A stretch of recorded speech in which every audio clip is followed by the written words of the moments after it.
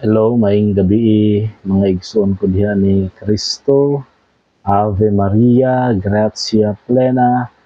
So, inumdumi ba yan ninyo mga igsoon nga karong bulana, bulan sa Oktubre, ato kining ipahinungod sa Santos nga Rosario sa pagampo ngadto kang Maria tungod kay sa matag pagampo nato sa Santos nga Rosario kauban nato si Maria diya sa atong pagpanaw sa atong kinabuhi, ilabi na diya sa atong pagtuo sa iya nga anak nga si Jesus.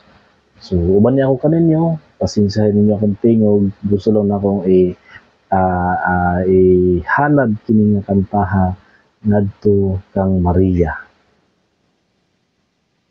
Minsan ang buhay ay isang awit ng dala at mayroong liwanag na tatanglaw sa ating pagyapat.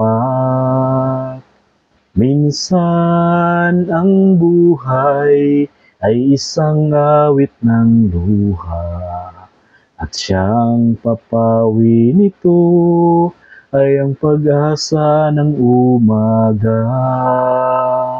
At kahit anong tindi ng unos at kahit anong tindi ng dilim, may isang inang nagmamatyag, nagmamahal sa atin.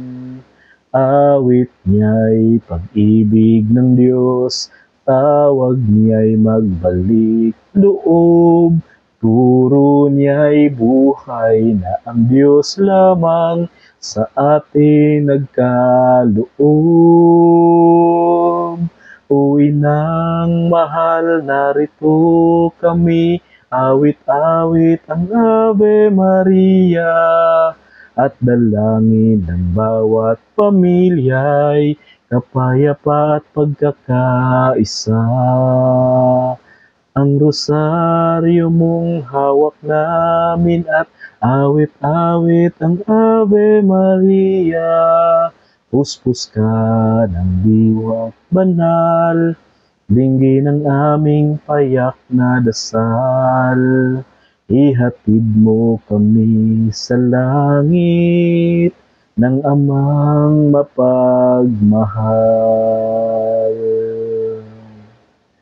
Mga igsoon, padayon lang kita sa pagdaig sa Dios, diha uban kang Maria, kita na mamahimo usang kabahin sa iniusang gugma sa Dios. Kita gihiusa diha pinaagi sa iyang bugtong anak nga mao si Jesucristo.